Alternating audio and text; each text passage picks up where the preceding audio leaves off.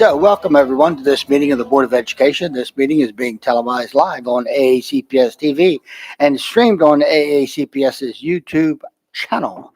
General information and protocols for the meeting are posted on the sign by the doorway as you enter the room, so please make sure that you read those if you have not already done so. At this time, we'd like to have our invocation.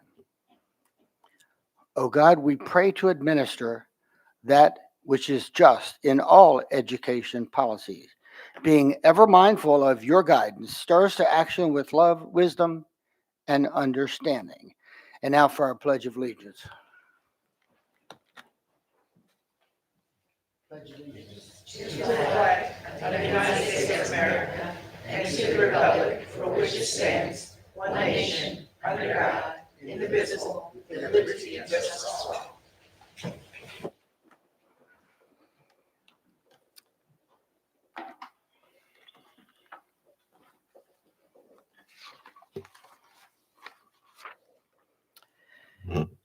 And so now we're moving on to item 2.03, approval of the minutes. Do I hear a motion? Motion to approve the minutes as written. Second. And do we have consensus? It appears that we do. Moving on to item 2.04, the establishment of our agenda order. Do I hear a motion? Motion to establish the agenda as written. Second. Okay, we have a motion and a second. Any discussion? Seeing none, we have consensus. And it looks like that we certainly do. So if we move on to item 3.0, public comments on agenda items, we do not have any comments this afternoon. So we'll move on to our report section. Item 4.01, a PTA report. She's on her way. She's on her way. Oh, here she is. There you go. Just in time. Sorry about that. Hello, good afternoon. Hi. Good afternoon, President Silkworth, Vice President Dent, Dr. Bedell, board members, and guests. My name is Lisa Crittenden, President of the Anne Arundel County Council of PTAs. AACC PTA is committed to advocating for our students, staff members, and school community for the 2025-2026 school year. We will do this by finding ways to take appropriate action and give support to issues that are important to families in the county. We have one slide? Yes, okay. Our first AACC PTA meeting of the year will be held Monday, September 15th at 6 p.m. This meeting will be held virtually. We will be discussing compliance, membership, and ways to be supportive to our community. Future training dates will also be discussed during this meeting, and we encourage local PTAs to attend training as well as send a representative to our meeting. We have a slide too? Perfect. We also have 3 more upcoming financial review sessions that we will be offering at the end of September and then beginning of October. AACC PTA is excited for the 2025-2026 National PTA Reflections Program. The NPTA Reflections Program is an arts program for students in grades pre-K through 12.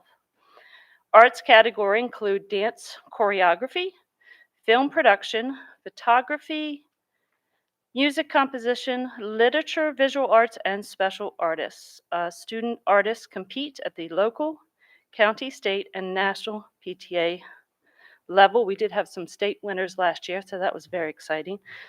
The AACC PTA's deadline for local PTA submissions is December 12th. If your PTA is interested in participating, please contact the AACCP Reflection Chairs at reflections@aaccpta.org to learn more about the program. Visit the Reflections page at the National PTA website at pta.org/reflections. And then we have slide 4. Yes.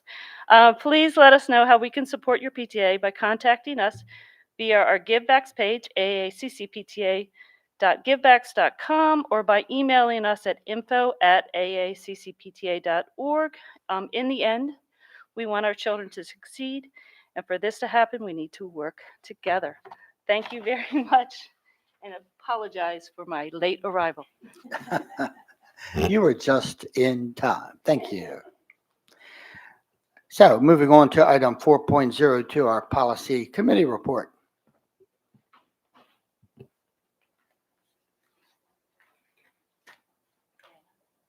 Oh, sorry, I apologize. So yesterday we met and we had a great discussion about the various policies that we have in place and the state recommendation or the state requirement to address how immigration and our students, and we ran down a list of all the policies that we have on the books that address those items. It was a pretty thorough discussion. We did move one policy forward for the whole board's consideration, and I'm just going to pull up that item because it's the name of the policy is escaping me at the moment. Apologies.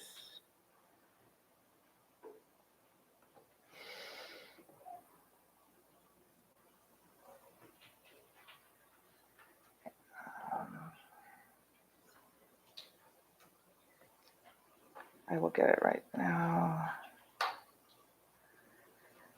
Policy committee. Oh, IB. Yes, thank you. IB promotion and that's right. Thank you. It's IB promotion and retention. So that'll come before us for board consideration at an upcoming meeting, probably the next one. But it was a great meeting as always, and I'm really grateful to the Ms. Wilson and her staff for leading the discussion on such an important topic yesterday. Thank you. Thank you.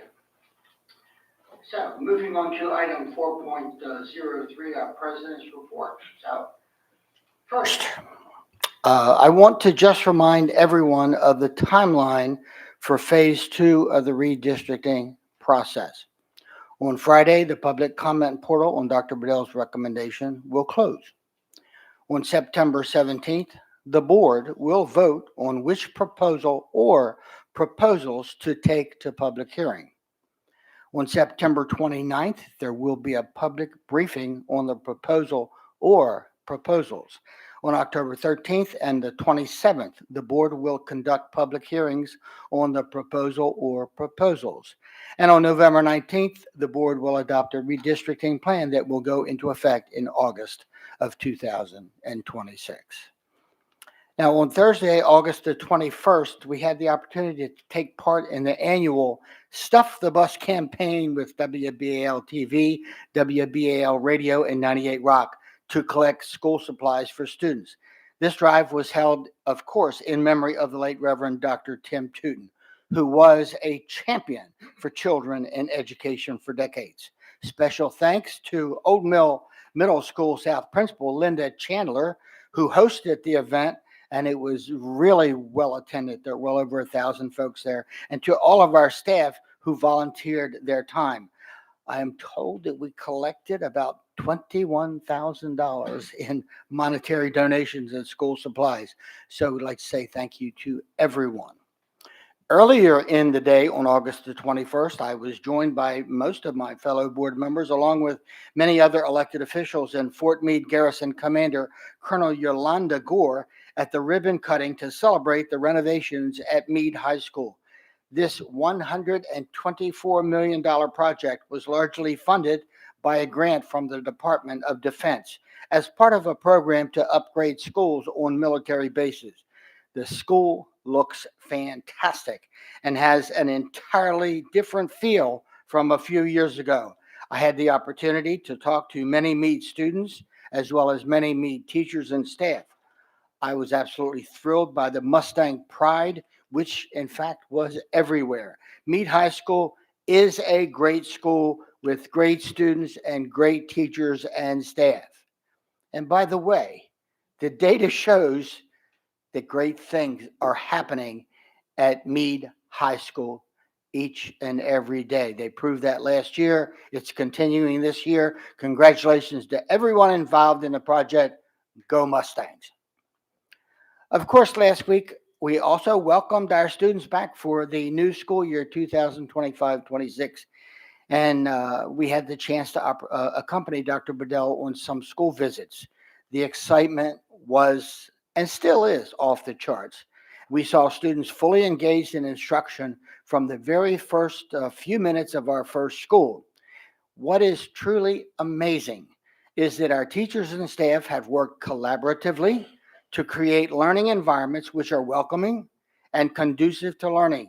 We visited elementary, middle, and high schools, and I mentioned to Dr. Bedell and others that it seemed as if students and teachers had been back for more than a month.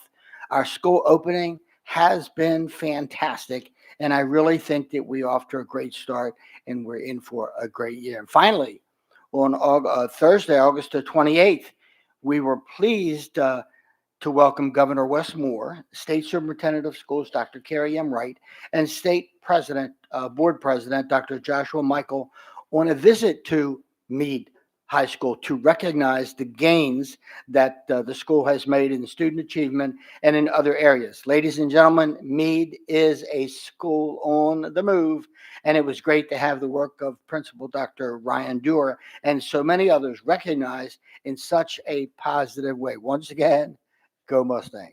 That does conclude the President's report. So at this time, we'll move on to item 4.04, Superintendent's report. Dr. Bedell. Thank you, Mr. President. As you said, it was an exciting week last week as we opened schools across the county. I was able to get to 20 schools last week, and what I saw too was outstanding. The morale of our teachers and other school staff was sky high.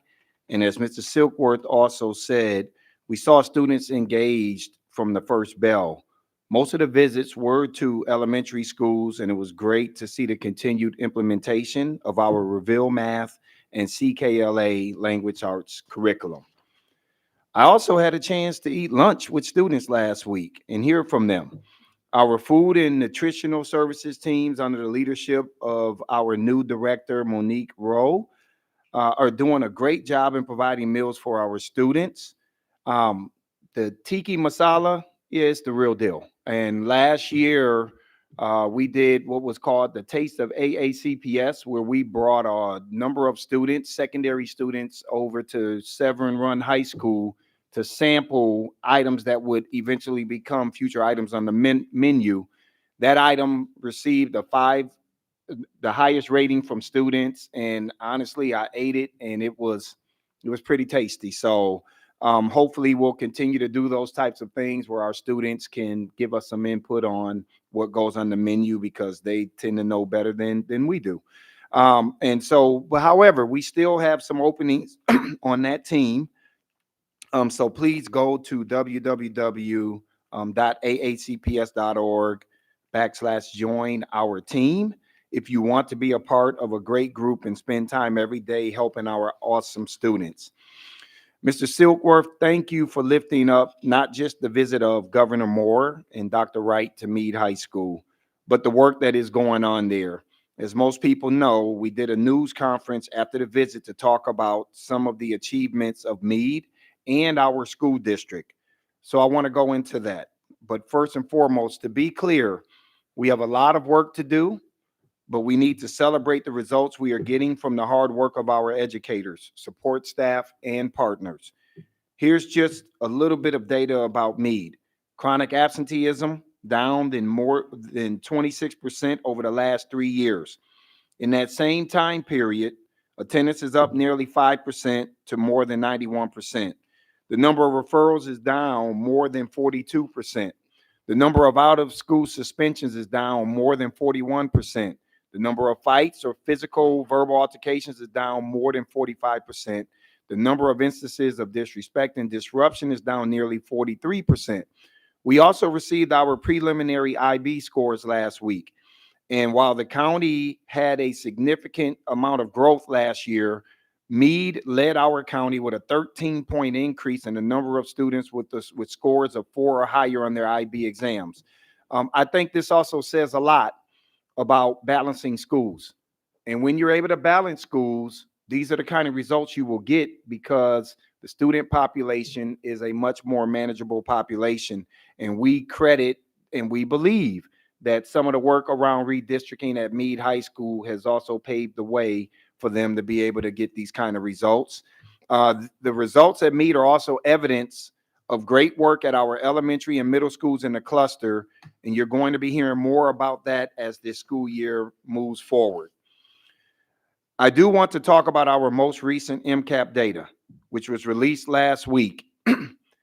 Overall, we improved in 10 of the 11 grade band assessments in English language arts, math, and science. The only place where we saw a drop was in Algebra 1, and I own that because it was largely due to a change in course sequence we made last year, and we lost test takers that would have given us the increases that we wanted to see.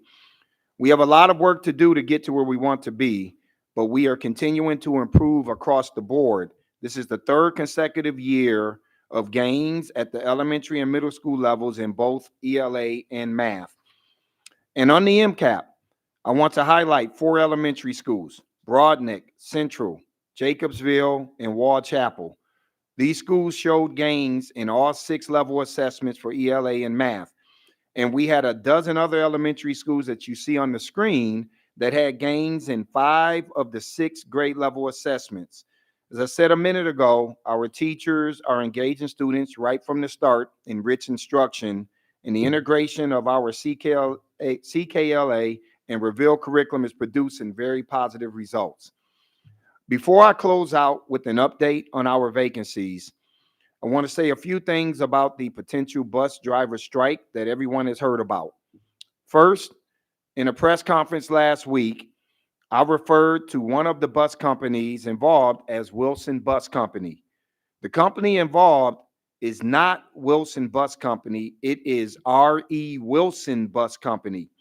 They are 2 separate entities, and I want to set that record straight so we can avoid any confusion going forward. Annapolis Bus Company is the second company involved in the matter. We remain in contact with the parties, and we are certainly hopeful that a strike can be avoided. As we said last week, we have about 84 routes that would be impacted, and while we believe we could cover several of them, we can't cover them all in the event of a strike. There is going to be some pain if a strike occurs. That is just the reality. AACPS is not involved in these negotiations, and I will once again urge all of the parties to figure out a deal. If you don't, our students will be caught in the middle and will suffer because of something that is not of their or our making. And we did receive some promising news that negotiations are moving in the right direction. So we will keep the community, this board, and the community apprised of that. Finally, I want to update everybody on our vacancies. As I've said many times this summer, that teacher vacancy number is amazing. Keep in mind that we added additional FTEs last year as a result of our budget requests. And many of the positions that we have that are vacant now are the most difficult ones to fill. Our human resource team is doing an incredible job, as are our principals, building leaders, and those who support our schools. I want to remind everyone that 3 years ago, we opened the school year with 283 classroom vacancies. Of those 30 vacancies, we only have 12 that are special education.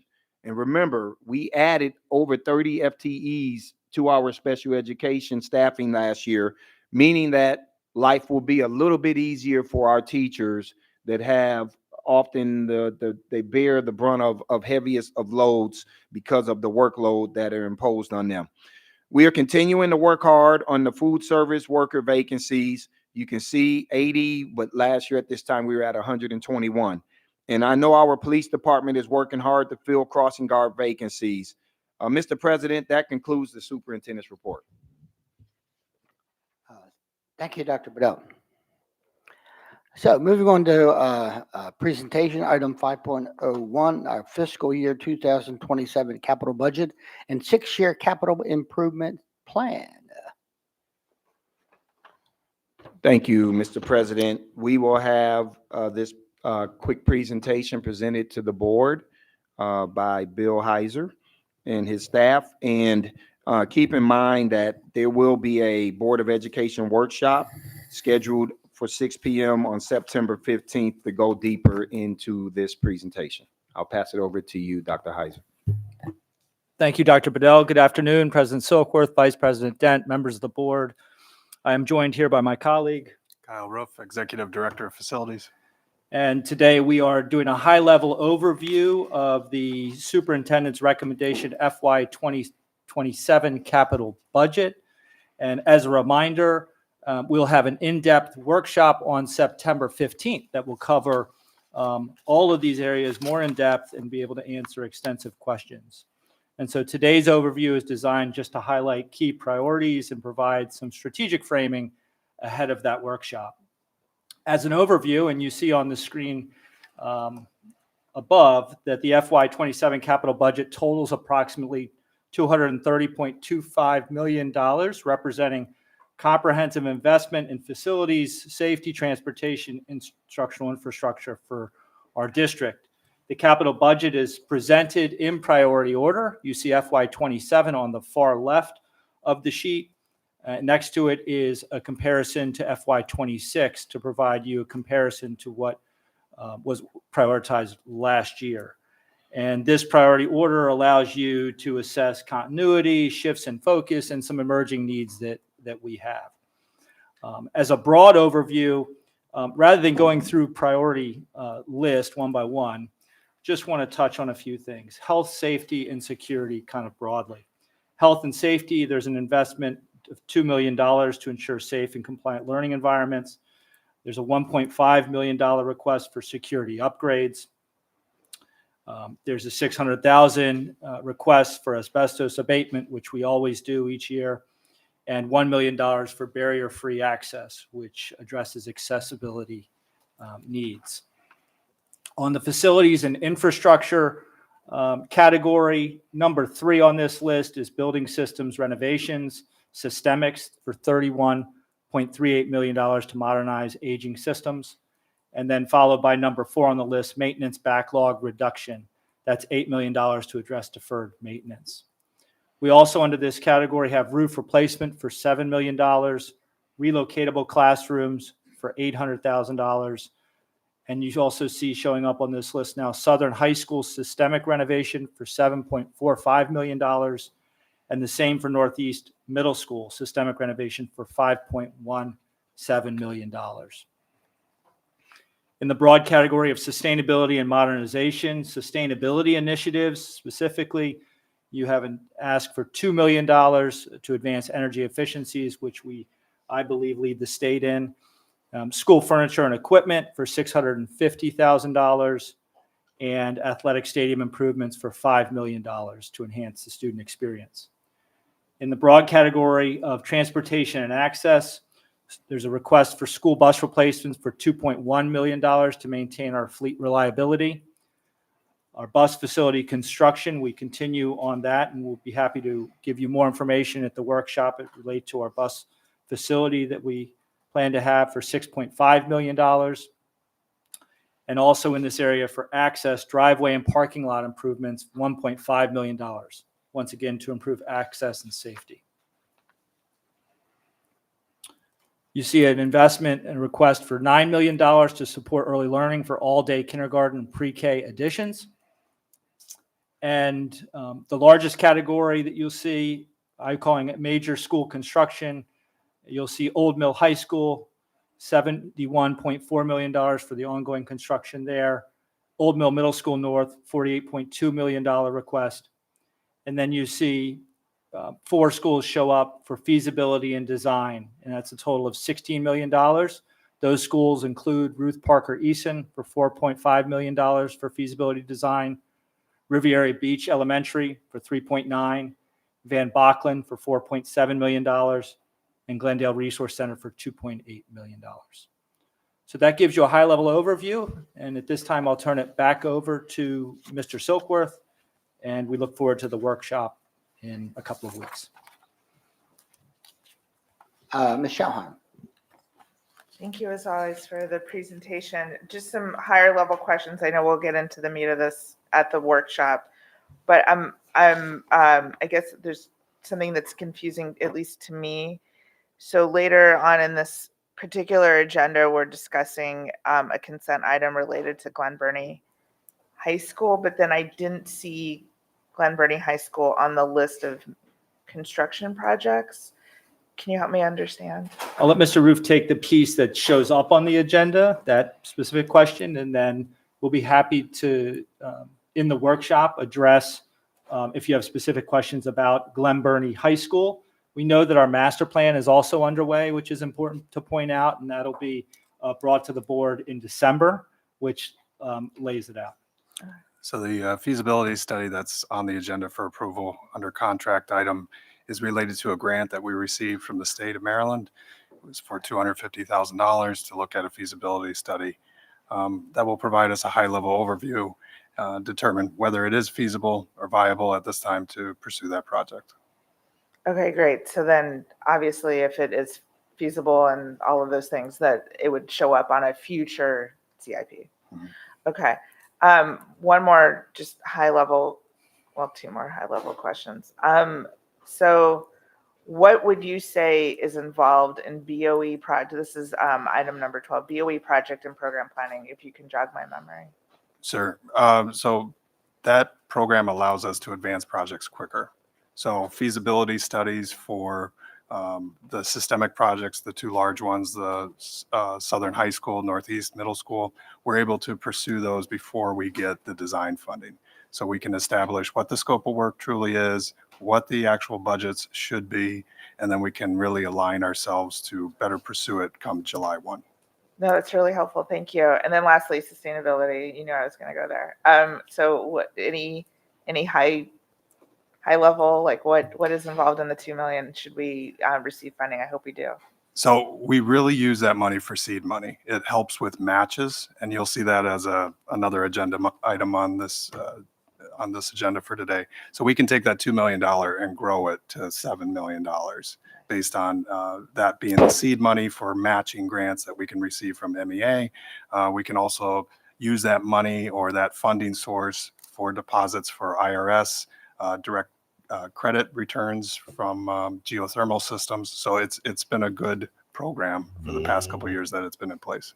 And we obviously tell our funders that it's seed money to grow that. Okay, great. Mhm.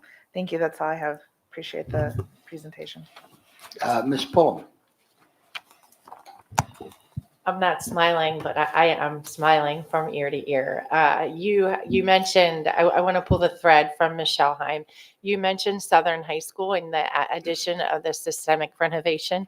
Forgive my ignorance. What does that mean?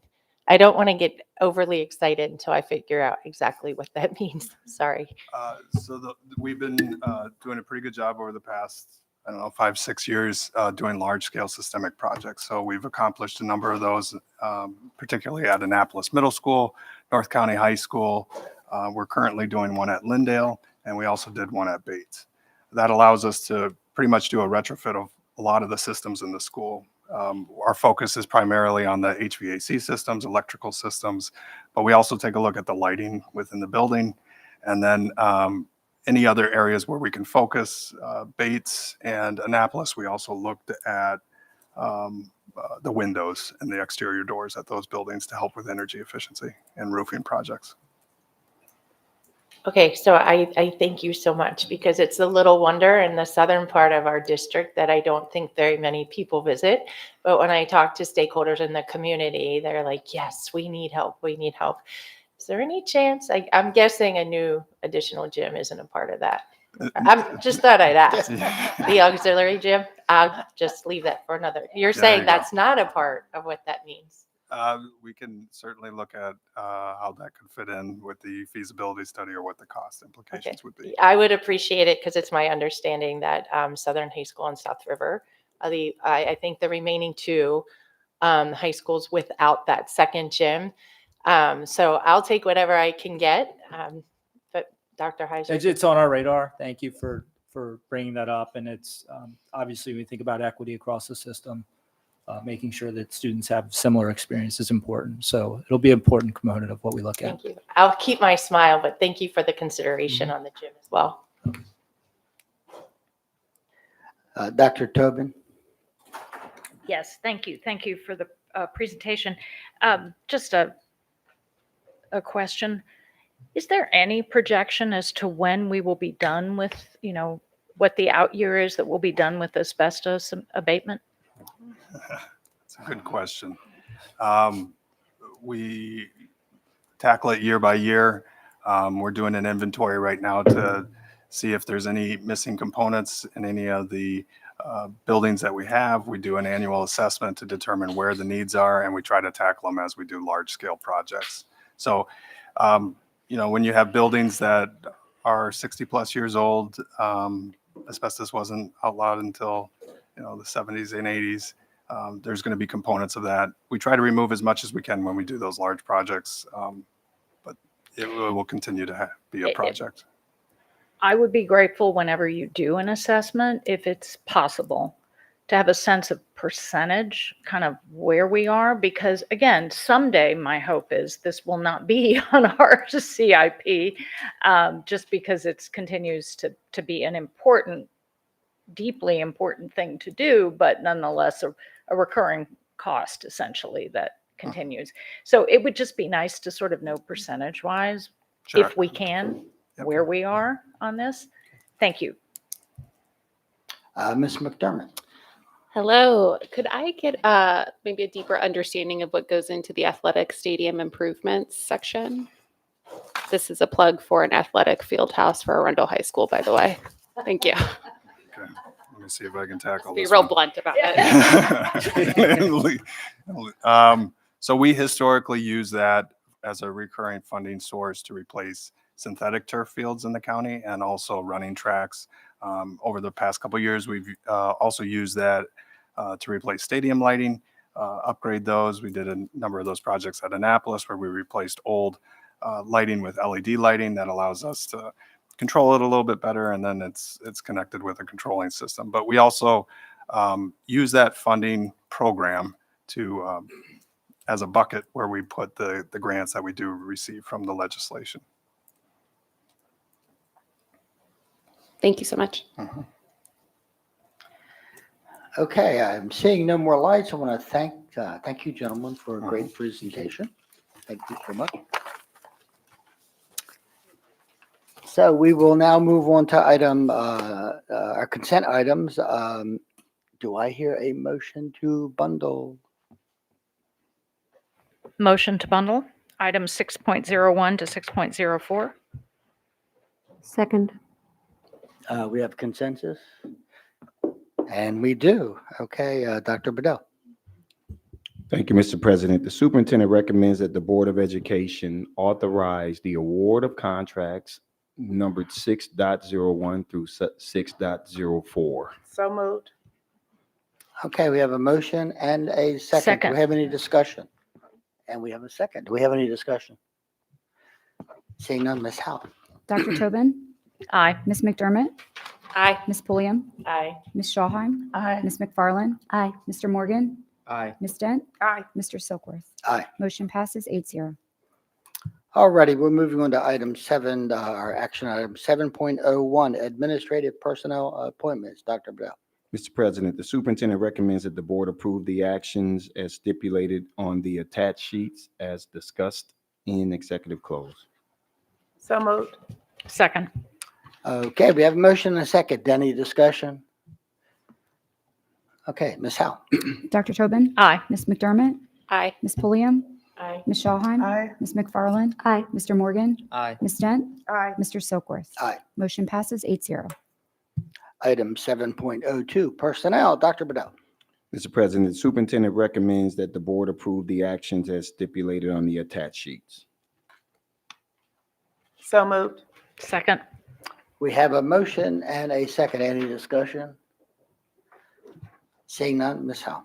Dr. Tobin, Aye. Ms. McDermott, Aye. Ms. Pulliam, Aye. Ms. Shawheim, Aye. Ms. McFarland. Aye. Mr. Morgan, Aye. Ms. Dent, Aye. and Mr. Silkworth. Aye. Motion passes 8-0. Okay, we're moving on to item 7.03, policy revision on second reading homeless students, code JAC. All Good right. afternoon, Ms. Wilson. All right, Ms. Wilson, thank you. We will have Ms. Wilson to take us through this second read of homeless students, code JAC. Good afternoon, President Silkworth, Vice President Dent, members of the board, and Dr. Bedell. For the record, I'm Grace Wilson, Director of Legislation and Policy. Policy JAC, homeless students, is before you on second reading after being posted for a 30-day public comment period. There was one comment received during this feedback period, and it has been shared with the board and is now available online. As a reminder, accompanying regulation JACRA was requested for review by staff in order to align with the changes with the regulation with changes in federal and state law. During the regulatory review process, it was noted that the board policy and administrative regulation do not address the federal and state prohibitions on homeless students being segregated based on their status. And to ensure our policy aligns with all state and federal laws, we're recommending this prohibition be addressed in board policy. And with that, I'd be happy to take any questions you may have. Okay, I'm seeing no lights, so I don't believe there are any questions. Thank you. Wonderful. Other action item 7.04, 2026 legislative program. Thank you, Mr. President. Ms. Wilson will take us through the 2026 legislative program. As you all know, this is an opportunity for us to give an overview. We will come back to the board on September 17th for final approval and adoption. I'll pass it over to Ms. Wilson. Thank you, Dr. Bedell. Again, for the record, I'm Grace Wilson, Director of Legislation and Policy, and I'm before you this afternoon to present the draft 2026 Board of Education of Anne Arundel County and Anne Arundel County Public Schools legislative program for your review and consideration. The draft 2026 legislative program is before you this afternoon for an initial review and will be back before you for final adoption at your next meeting on September 17th. While there are minor revisions made throughout the draft 2026 legislative program, the most significant revisions proposed are to the priority focus areas. After 3 years of successful focused advocacy, the board and school system were successful in seeking an exemption to the 180-day requirement in state law to permit the board to begin to reduce the number of early dismissal days in the school calendar, preventing unnecessary disruptions in education. Accordingly, it's necessary to revise the board's areas of priority focus to reflect the passage of House Bill 226. Public education and the blueprint for Maryland's future in particular will be at the forefront of discussions for the Maryland General Assembly again during the 2026 legislative session. Anne Arundel County Public Schools believes in the vision of the blueprint for Maryland's future and is committed to implementing the blueprint with fidelity. The blueprint aligns with the priorities of the AACPS strategic plan to promote academic excellence, to prepare students for the future, and to support the whole child. At the same time, we continue to advocate for the blueprint reform necessary to account for the lessons learned during the first 4 years of implementation. The draft 2026 legislative program proposes that given the early successes of the blueprint, the board and AACPS focus their legislative efforts on changes needed to improve blueprint's implementation to ensure continued success. First, it is essential that the legislature alter blueprint funding to account for funding challenges that have arisen. One of the primary objectives of the blueprint is to allocate funding to schools based on weighted student formulas and specific programs, ensuring that each student and school receives the resources they need. 100% of concentration of poverty funding is required to follow the student to the school they attend. A minimum of 75% of funding received in other categories is required to be provided to the school the student attends and to be reported by category by school, even when expenses are shared amongst schools or programs. This requirement has resulted in compliance-driven and rigid budgeting and has not improved results for students. We do not dispute that funding to support learners who need it most should be required to be spent on those students, but rather seek the flexibility to report other categories, including foundation and compensatory education, in the aggregate by school rather than in each individual funding category.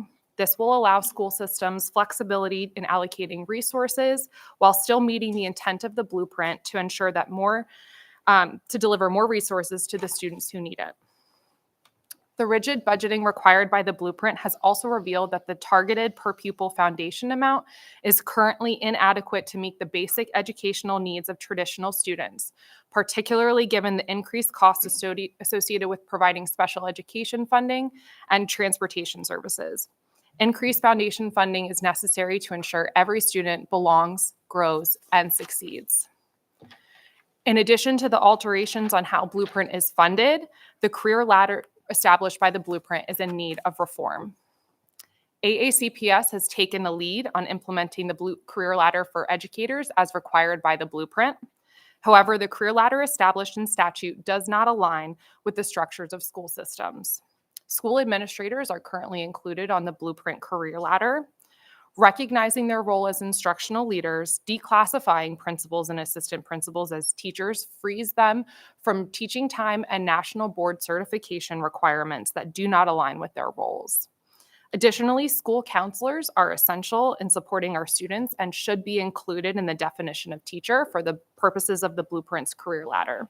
School counselors should be recognized for and incentivized to improve their skills, thus better serving our students. Thank you for this opportunity to review the draft 2026 legislative program with you. I'd be happy to take any questions you have regarding the recommended priority focus areas or the program overall. Thank you, Ms. Wilson. Ms. Schallheim.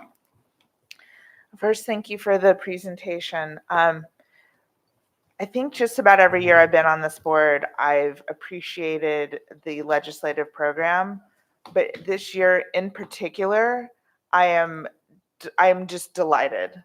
I'm delighted by so much of what I read that was new, and I'm so grateful to you and your team. I know it's a team effort. In particular, there's some particulars. The recognition of and the establishment of a priority that the foundational funding level is inadequate. As I've said many, many times on this dais, the Blueprint, although I'm a fan overall, has had some unintended consequences in the district that I serve, increasing class sizes to a point that's unacceptable to most parents, period. And so, focusing on that as a priority to improve that will lead to better student outcomes, and instead of taking from one to give to another, just lifts all boats. So I'm really grateful for that. I'm also grateful for the recognition of the inclusion of school counselors. This was an omission. I think that was that happened at the state level all those years ago. It needs correcting. We've said it over and over as a body, and I'm really, really super grateful for that. And so I just, I shared with Dr. Bedell and with you privately yesterday my delight in reading this legislative program, but I wanted to put it on camera and in the public.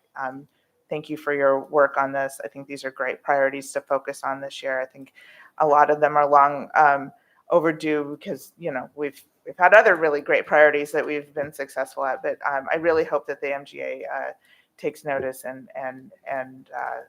acts on what we're asking them to do. And I'm just really grateful to you. Thank you. My pleasure. Okay, seeing no more lights, Ms. Wilson, we'd like to thank you so much. Thank you all. Okay, we're moving on to item 7.05, fiscal year 2026 comprehensive maintenance plan. Dr. Bedell. Thank you, Mr. President. The superintendent recommends approval of the fiscal year 2026 comprehensive maintenance plan. So moved. Second. Okay, we do have a motion. We have a second. Dr. Tobin. Yes, I did have a couple of questions I wanted to pose as we review this. So thank you, Mr. Roof, for coming forward and others.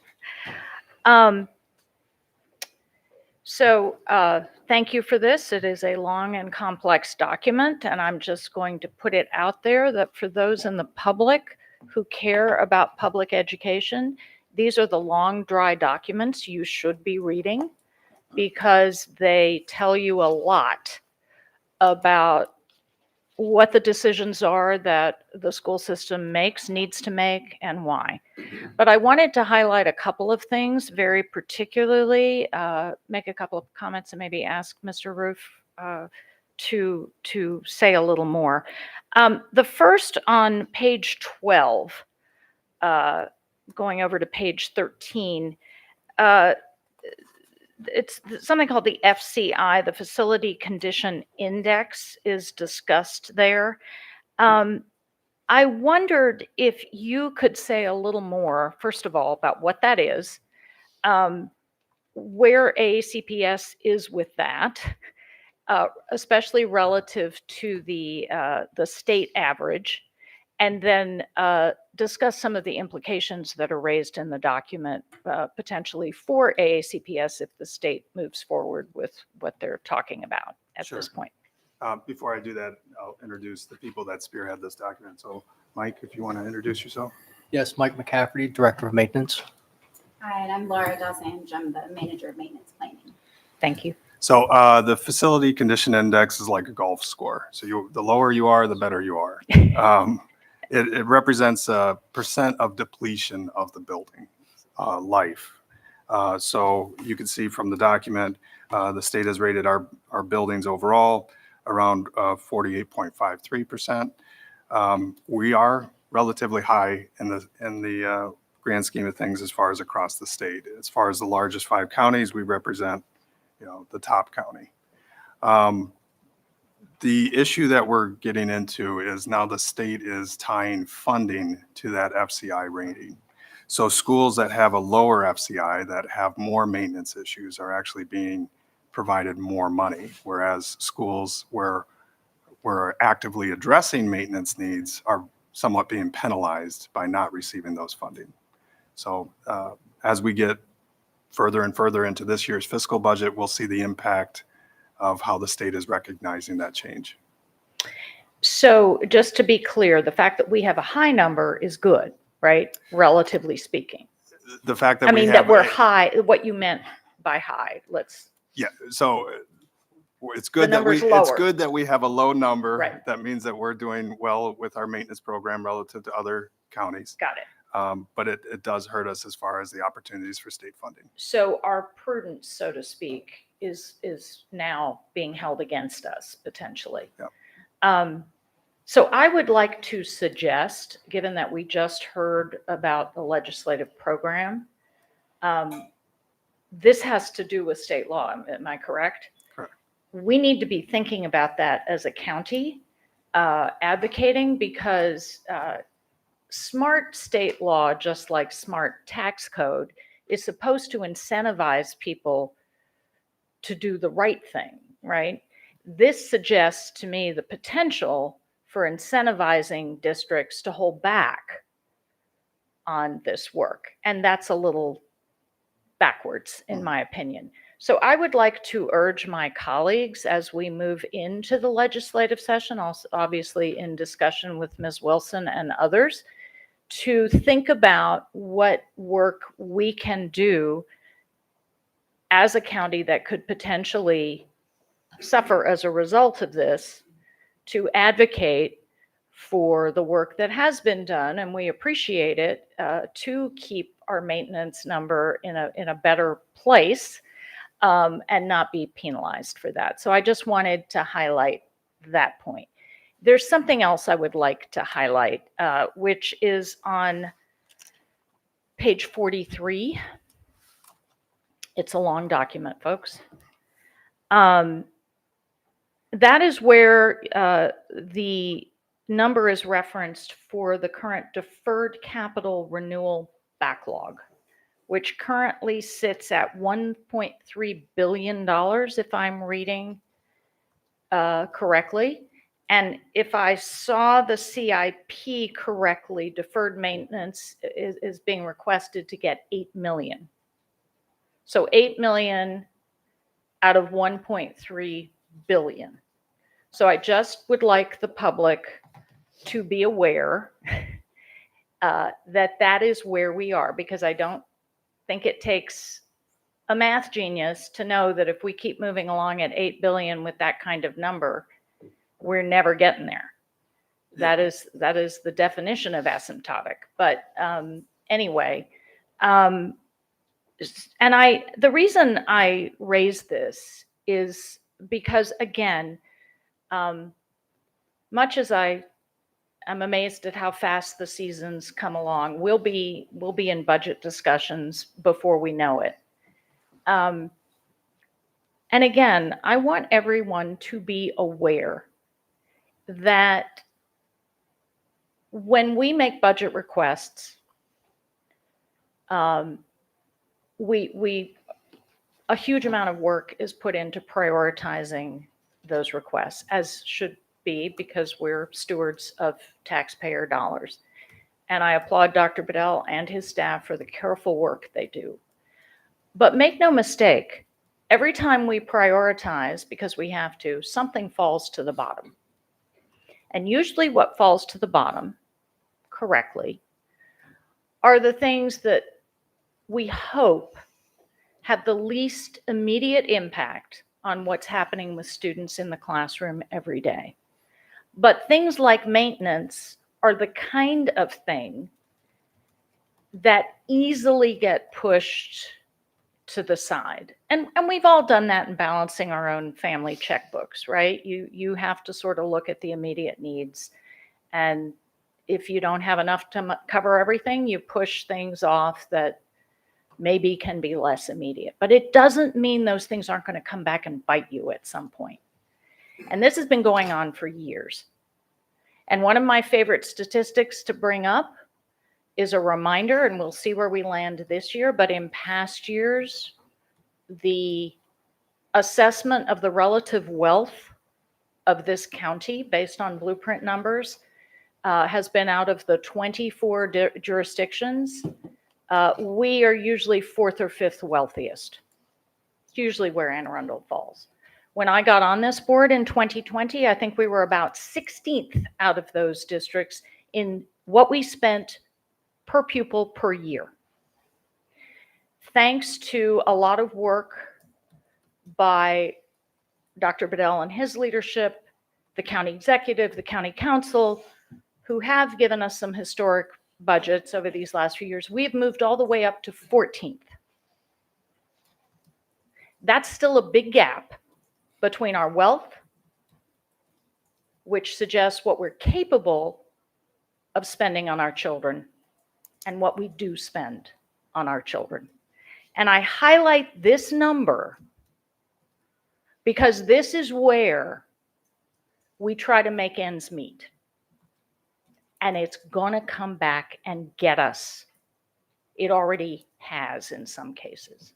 So I would urge people who care about these schools to pay attention to this document and these numbers. They are significant.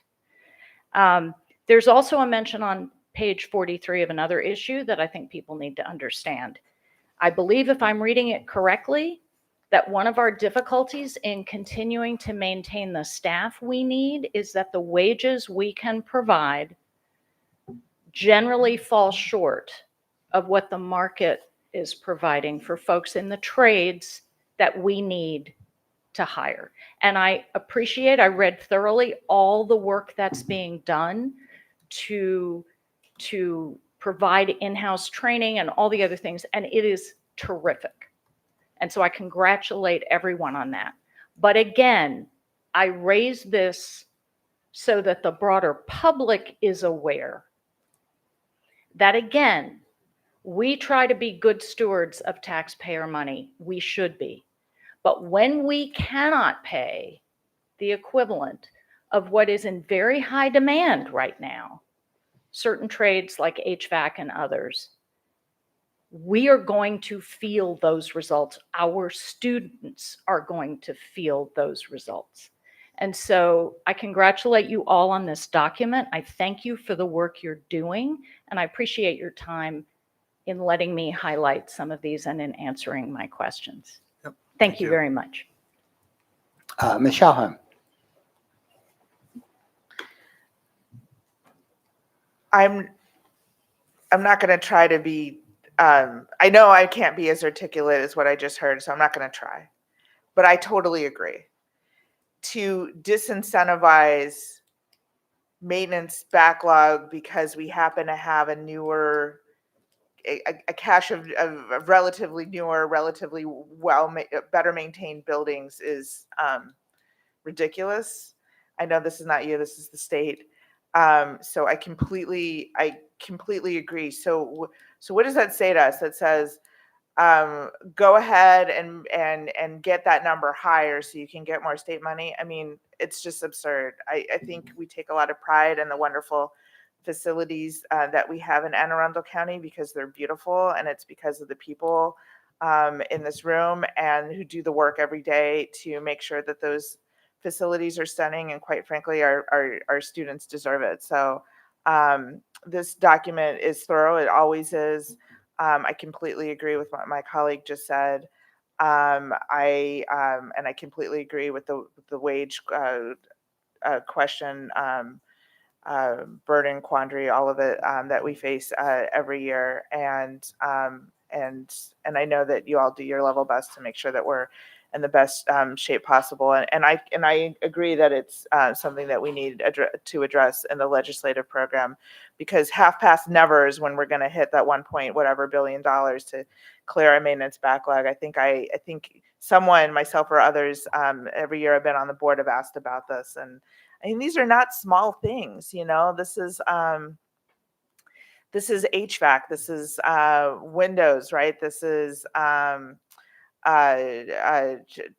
chillers and boilers and all of those things, right? All of those things are in maintenance backlog, and this affects like the learning environment of our students learn in, and that our teachers and staff teach in, and I would be all for having that number on the CIP be as high as we can reasonably have it be funded every single year. But even so, I mean, we'll all definitely be somewhere else when we finally reach the reach the $1 billion+ dollars. Anyway, I'm going to get off of the soapbox. It was already better articulated before me, but thank you for everything that you all do for our kids every day. Thank you, Ms. Shahan. Thank you, Dr. Tobin. Ms. Dent. So mine's is a little bit on a different spin. I think help me understand. I mean, I've been out of facilities for a long time, but there's a perception that new buildings are better, but they cost more to maintain, and they also cost more to actually do the maintenance on it, which is still increasing our maintenance requirements and on this already depleted budget. So I guess I'm really asking the question because I don't want to leave here with the perception that because we have brand new buildings that somehow or another the maintenance on them are lower, and the old buildings are the one that's sucking up all of the funding, because that's not a fact. Is that true or not? It depends. No, I was IG. I know what it depends. No, it depends. Okay. No, it depends. Adding square footage is one of the bigger contributing factors to the increase in maintenance costs. So as we build new buildings, they tend to get larger than the existing ones, and that new square footage number increases our maintenance costs overall. Now, over the life of the building, you're going to have that same 30-year lifespan where you're going to need to replace the systems of that building over the next 30 years. But the bigger issue is, as a growing county, we're adding square footage, and that's going to increase our costs. As far as the operating perspective, the newer buildings are more efficient. The systems are more complex than the older systems in some of the older schools. They do require a little bit more know-how when it comes to electronics and how the systems are wired. That comes with a cost. So you call it know-how, I call it with trade skills, right? Yeah. So that makes it more expensive is my point, right? And so as we build new buildings, we're also increasing that cost. Let's not forget that the old buildings, right, still have environmental health and safety concerns. We just heard from Dr. Heiser earlier talking about asbestos and the one thing that makes me call him and you about is mold, right? And mold in buildings. And so my point is that when I read this report, I see more concerns. And I think that it's important that we may not ever get to 1.3 billion, but it is important to understand that our funding for maintenance is steadily going down while our requirements for maintenance is steadily going up. And at some point, right, there's going to be either the thread is going to use Miss Pulliam's favorite word, pull the thread is going to snap. And so I'm looking for an opportunity that I think that we need to take to our funders that says that, you know, in 5 years, right, the new schools are going to require this type of skill set and require this amount of funding. That $1 billion budget is somewhere, deficit that we're at right now is going to end up being 3 to 5. And I think that's more important than how well we're doing right now. We are doing okay, but the honest to God truth is that what I fear is that our environmental safety issues are bigger than, and health hazards are bigger than they are, and that our pace that we're on for the way that we're building new schools will outrun the amount of money that we have for the expertise that is required in order for us to ensure that maintenance on those schools are upkept. So I appreciate the report. And what's your name, sir? Mike McCafferty. Mike, I know you had a lot to do with 182 pages of this report. But the one page that was the most important to me is your very executive summary that says that we are behind on funding. And so I think we need to really pay attention to that and figure it out. So thank you for all the work that you've done. And thank you, ma'am, for all the work that you've done as well. So thank you, guys. Okay, so we do have a motion and we have a second. I don't see any more lights. There's no more discussion. Seeing no more lights, Ms. Howe. Dr. Tobin? Aye. Ms. McDermott? Aye. Ms. Pulliam? Aye. Ms. Schallheim? Aye. Ms. McFarland? Aye. Ms. Dent? Aye. Mr. Silkworth? Aye. Motion passes 7-0. Okay.